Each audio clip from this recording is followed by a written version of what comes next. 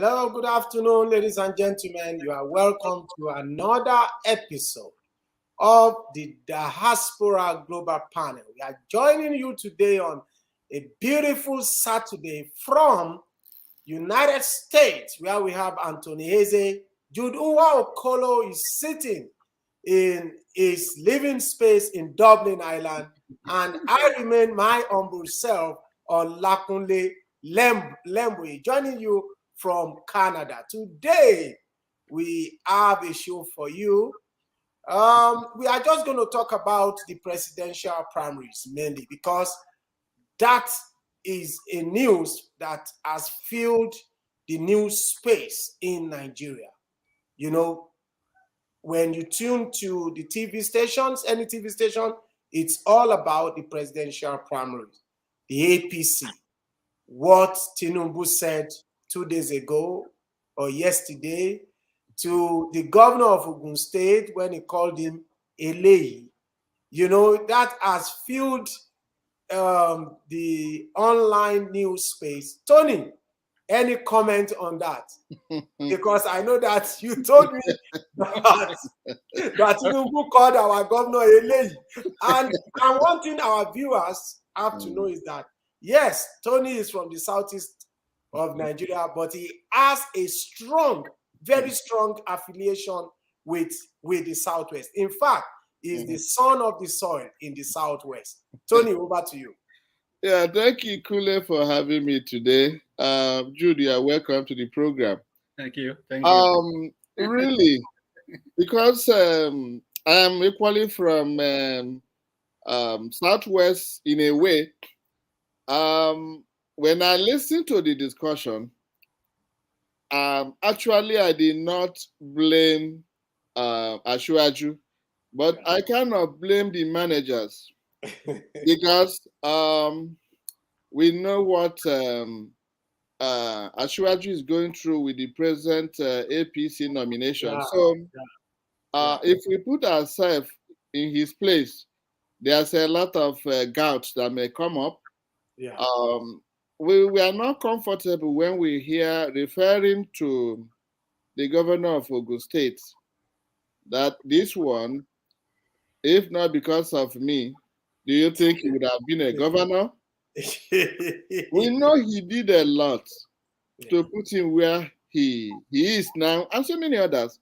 But etiquette requires that it's not whatever you have done for any person that you go and advertise in the public. I know there's a lot of damage control that have taken effect to put the perspective right. Well, but we have heard it, and we believe that the manager should do their job because he went ahead to equally describe how he assisted the president of Nigeria. Yes. The president. No, it's not all you do for people that you go out to the public and announce. Let people who know the background in a way assist you to know that there are other ways of killing a bird. As far as we are concerned, I think some of the banters were because they were very close to each other. And sometimes, if you are not very careful in public places, you might be carried away with the closeness you have some friends. So it's all good. We wish all of them the best. Yes, thank you, Tony. Like I said before, I said that, you see, when I first saw it, okay, it was a short clip. And I must say that Tinubu has a lot of enemies. A lot of enemies. I have to be honest with you. Because what they did was that they cut the short clip out of a whole clip. If you listen to it, and we played it on this forum, he even prayed for the governor of Ogun State. You see, but the mischief that we see, you know, happened especially during this time. Yes, it calls for, it calls for caution. Not everything you see, not everything you see online is real. So I took the pain, or we took the pain to watch the full clip. And what we said was that, okay, yes, you should respect the office of the governor. It's true. But I think Tinubu was carried away because this is a governor that he banters with him. They banter. It's not a big deal, okay, to them. But it's just that the mischievous people, they just carried it and them. Anyway, it's just for us to be aware when we are in the public space. Let us know how to address, especially people in authority that we have elected to represent us. They demand respect. It doesn't matter. It's like the KBACs, okay? The KBACs, they are friends. They have to prostrate for them in public glare. But then when they are in their closet, they can do whatever they want to do. Jude, what do you think? Yeah. You see, my friend Tinubu, Tony, thank you for welcoming me there. my friend Tinubu has seen a lot for the last 3 months. Things are just coming to him from left, right. He doesn't know. It's not easy, my brother. I'm telling you, he never thought this can ever happen to him. But unfortunately, it will happen because I think it's frozen. It's frozen. Yeah. They betray him and he doesn't know how to handle it. He's just like, oh, can this ever happen to me? I've heard people, I've done this to people, and he cannot hold himself. I'm just praying that this guy don't have a heart attack from this, because it wouldn't. It's getting too much, to be honest. And I will as well advise him to take it easy. Take it easy. If it's an appointed for him to become the president, it will be, no matter what. Let him relax, take it as you see him, but let him learn a lesson from this. This politics, anything can happen, I'm sorry. That's what I can say for him at this moment. Yes. As we said, I think Tinubu was promised, I think in 2015, he was promised, 2013, 2014, 2015, when the alliance between, Buhari and Tinubu's associate happened. They actually promised him. And I think they are stabbing him at the back. Yeah. And I have to say that, he is frustrated, as you said. But I think that he has to fight. You see, for me, I don't usually blame the end result. Okay, I blame the genesis. You see, because if you have actually respect our gentleman's agreement, you see, we will not get to this point. You see, the primaries would have been seamless, a seamless process, because we had an agreement. Why don't you want to fulfill the agreements that we had? You see, I don't want to get into the Oshibajo and Tinubu thing. And one thing that I think we should just briefly touch on is, why INEC suddenly, extended the period of the presidential primaries. You see, we know that the INEC gave APC an extension, gave all political parties an extension of 2 weeks. And this actually happened during the time that the PDP were having their convention. So please, because I know that, I've listened to some PDP stalwarts, they are telling us, they are saying that, listen, the INEC is biased. The president has INEC in his pouch. And they think that, this is not a level playing field. Tony, what do you think about this? Should INEC has extended the primaries, the period during which the primaries must take place? Yes, Kunle, I will back up a little with Ashiwaju's interview, because there are some fallout again, apart from the interaction with the governor of Ogun State. Mistakenly, he opened the mindset on most of our politicians that it appears they are not interested in what they're going to do for the masses. Yeah. But their own private intention. One of the fallout was where Ashwaji was mentioning that it's like, I've helped others, I've built up a lot of human resources. Now it is my turn. So it's not. He wasn't telling us what's he going to do about insecurity in Nigeria. The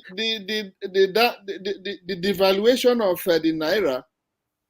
Some of those things did not bother him, but whatever you guys have as a problem or whatever you are thinking, I don't care. I'm just telling you guys, it's not my birthright. It's my turn to rule. So whether you people like it or not, this is my turn, which obvious is an evidence-based state of the mind out of the frustration of the disappointment of gentleman's agreement.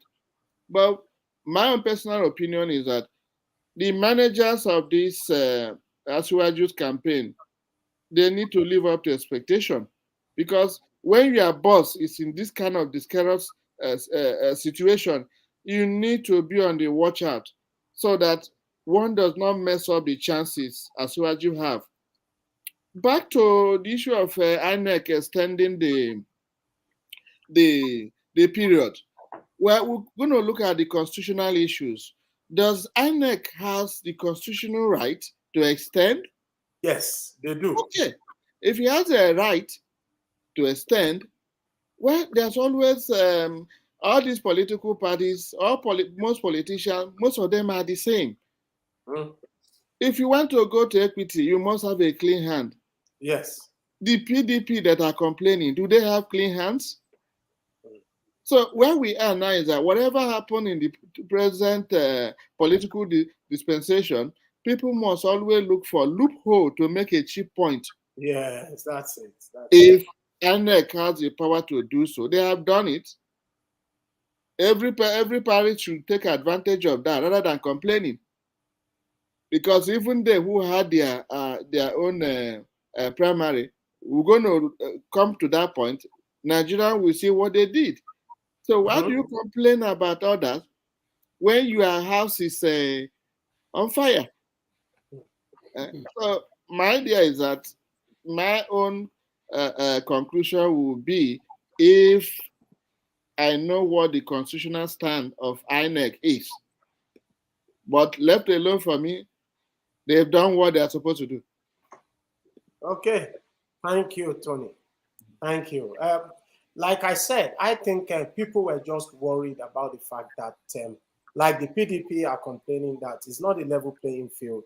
That, the INEC is biased, and that they don't even think that the 2023 presidential election will be free and fair. So because of that, they are raising alarm bells, and I would say that they are justified, Tony, to do that. Okay, because this is politics. They have to cling on something if they lose. Yeah. If they lose, they have to say, we told you before. We told you about this is politics. But I think that the PDP are at a disadvantageous position. Why? Because they concluded their primary. The APC, you see, are privileged, okay, to know where the presidential candidate is coming from. So they will now use that information to re-strategize. Yes. If I can quickly add, in developed countries, what INEC did was absolutely wrong. Yeah, in most developed countries, say like America, most of these nominations are done across the different parties at the same time, so that you don't see what I have before you decide what you pick. Yeah. But Africa is not where you are looking for what is authentic. They have to do it because no offenders get punished. Yeah. These people are in power. They are using the machinery of the government to have their way, knowing fully well at the same time again, we are not sure of voting in Nigeria. So when they pick whoever they want to pick, they know how to do the needful to make sure that their own man gets into power. Yeah. Thank you for that, Tony. Thank you. So Jude. Right. Yeah. Thank you. Yeah. Same point. Same thing like Tony said. Like you said as well, Nigeria. So PDP would have done same if they're in power anyway. You can't blame APC for doing that because it's normal in Nigeria to break laws. And the president, appointed the chairman of INEC, so he gives instruction. And in Africa as a whole, you know what Africa is, so it's bound to happen in any party, whether it's APC or PDP. So no one should question that. But the point is this: PDP should not look at it as a hurdle or as a problem to them, because they have already arranged themselves before they come out for the primaries. They know who they are going to bring. So in fact, APC is struggling at this moment because they have seen something in front of them that they can't handle, and as such, they might even make mistakes. There might be some things they will do that may not even work out now because they are confused. They don't know what to do. So if they have a candidate they wanted to put in there, but because they see that somebody in APC is too high, they might make a mistake there by putting the wrong person. The wrong person there. Yeah, so they should look at it. They shouldn't look at it that way. Just strategize on what you have at this moment, bid on it, and see how you can win the election. That's all I think it should be. I don't know why they should be afraid. It doesn't make sense to me. APC or whatever. We have other parties like Labour Party. Yeah, they are there. They are not the only parties. So everyone is working towards how they can achieve. So that's the point. Thank you, Jude. Yeah, we have come to the end of the first part of today's program. We will join you again in a few minutes for the second part and concluding part of our show today, Saturday, June 4, 2022. We see you again soon.